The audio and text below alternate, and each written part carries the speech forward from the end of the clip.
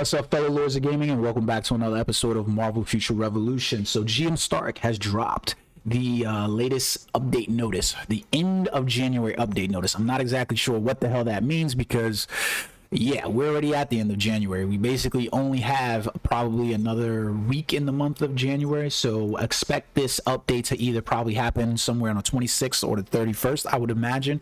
More likely 26th is what I'm gonna go here with. But before we jump into that, guys, remember, hit that like and subscribe button. Every single user helps, and hit that notification bell if you're interested in new content that I'm going to be dropping in the weeks to come. So let's jump right here to this end of January update notice. Very interestingly,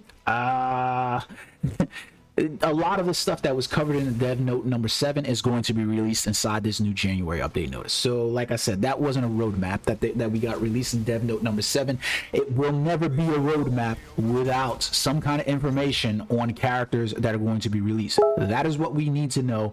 We want to know who are the characters I should be engaging in, what should I be waiting on, and how can I plan properly, especially with the way this game works, especially because of the way you guys have handled, or rather mishandled, the release of Magic. And when I say mishandled the release of Magic, I specifically am talking about the transmutation and how the transmutation for Magic, I really want players to understand this. Transmutation for Magic is still not available to players in the game. You cannot transmute Omega cards. You cannot transmute costumes. That means that this is probably going to happen for other characters as well. My imagination says to me, or my logic thinking says to me, this is not a problem that should take this long to solve, if it is a problem at all. The intent behind having this big window from Magic not being transmutable for her Omega cards and for her uniforms is because they know you're not going to wait, and you're going to invest your money, especially in all the events that they're trying to throw at you. So yeah, let's just look at that, right? So anyways, let's jump into the January update notice. So Dark Zone and Training Grounds both are going to have level and stats for some of the villains increased. Why? I'm questioning the very nature of why we are having another level cap increase in this game, because it's not necessary, it's not needed. Essentially, going from level 110 to 120 is not necessary.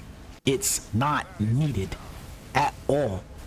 Your power for your character is dictated by your potential, is dictated by your squad power, is dictated by your gear, your battle badges, and your access to cores, along with your Omega cards. There is no reason for us to have another increase for level 110 to 120. There's no reason. And the worst part about it is that instead of adding new areas for Dark Zone and Training Grounds to reflect new villains coming in, you're going to change the level and stats for these characters inside here. So previously, these villains inside the Training Grounds and inside the Dark Zone were already nerfed in some regard, so that way they met the standard of 110, 110, 105 for players to be engaged in. Now you're going to undo the nerf, or so that way players can do it, so that way they can be 120. This is terrible. This is absolutely terrible. If you can't understand how terrible planning this is, it's terrible.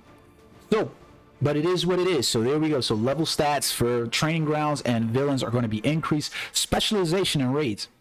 So they're going to add the fail stacking or the pity system for specialization that we all been crying about. But the question again comes, why? Why do we need this? This is another problem of planning. You do not need to add fail stacking into the specializations. What you need to do is remove the fail chance inside specializations.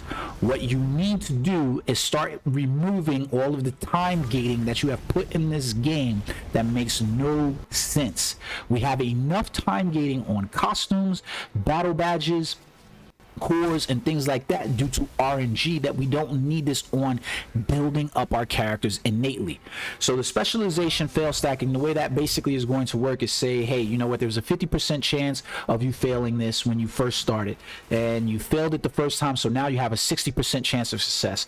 You failed it again, so now you have a 70% chance of success. You failed it again, so now you have an 80% chance of success. You failed it all the way till you're guaranteed, basically, or at some point, you know, given reason to succeed.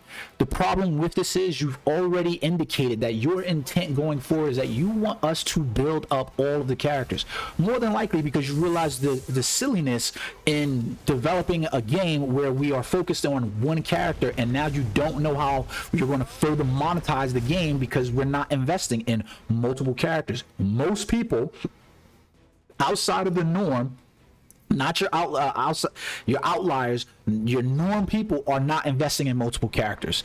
And even better, because you put the transmutation system, people are trying to invest in just transmuting to other characters when they need to. So we're not necessarily having to invest the primary cost of Omega cards and costumes anymore, right? So the only thing that we have to worry about in investment in terms of a new character is we just roll over to another character.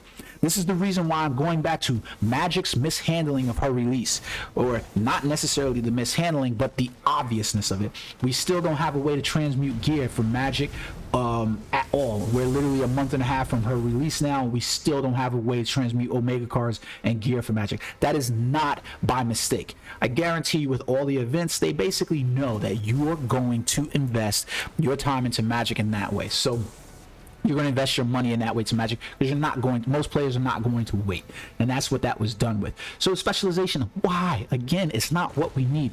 The raid levels, this is funny because they're going to add raid level 4 and 5. I'm dying to hear what they're going to be called. Maybe they're going to be called Epic Legendary, Legendary Epic, or whatever for those stages, because they already used Challenge, Extreme, and Ultimate.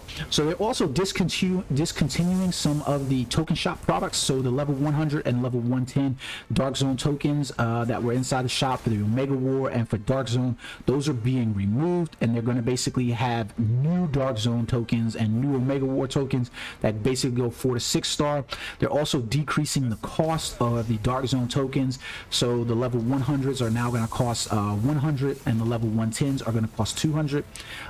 This still gets me into a titty of does the development team recognize how they're actually handling product and how they're actually handling implementation. Most players are going to hit that 120 mark within the week, which means no player is going to actually invest in level 100 and level 110 tokens. This needs a direct token shop. You can call this a token shop, but it's not. Your token shop needs to be direct. I want to earn enough tokens that I can directly pay for a battle badge that I want. Not that I have to spend 7 hours a week in order to try to obtain enough tokens that I then deal with an RNG system inside here. This pisses me off the most, and a lot of mobile games rely on similar features, so I can't rag on them completely from this, but I hate it. I hate it the most. I hate it because essentially right now your one bit of gating in this environment is legitimately the fact that, hey, I have to deal with RNG no matter what across the space, and you're trying to mitigate RNG now because you've put so many systems in place that you can't figure them out. Why have we not addressed the cores? Why have we not addressed the draw rates? Why have we not addressed the drop rates? These are things that we need to feature in this game that need to be fixed. You guys are showing an incapability of actually implementing systems based on player feedback that we actually want. The same way that you failed inside doing the hero balance patch, because yes, I don't care how you look at it, that was a failure. We need ways to mitigate this. How you guys choose to mitigate it is another question all entirely, but yeah, it's a weird thing. So we'll have to figure that one out, because I really don't know what the hell they're doing. to be perfectly honest, and it seems like they're flailing in the wind with a current player base of less than 100,000 players, right? If who is Deathpool's you know, approximation of players, with less than 100,000 players currently inside the system for a game that's not even you know, or a game that's less than a year old, it's not really, you know, looking good. Like, you know, you guys need to do better. Like, I really hate to say it, but you need to do better. You're not really executing and using your content creator core in order to provide a feedback loop for you.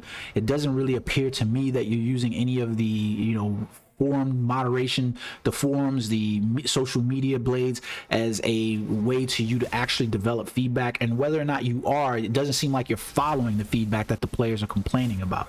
So I really would like to see you guys right this ship, because right now, just like, why do we not have a roadmap for what characters you plan on release? You know, like, if you don't know at this point what characters you're planning on, then something's wrong with your development cycle. Because let's say it takes 3 to 4 months, the way we looked at the release of Magic, let's say it takes you 3 to 4 months in order to fully develop a character inside this game. That means you should at least know who you're building right now from the moment before you even completed Magic.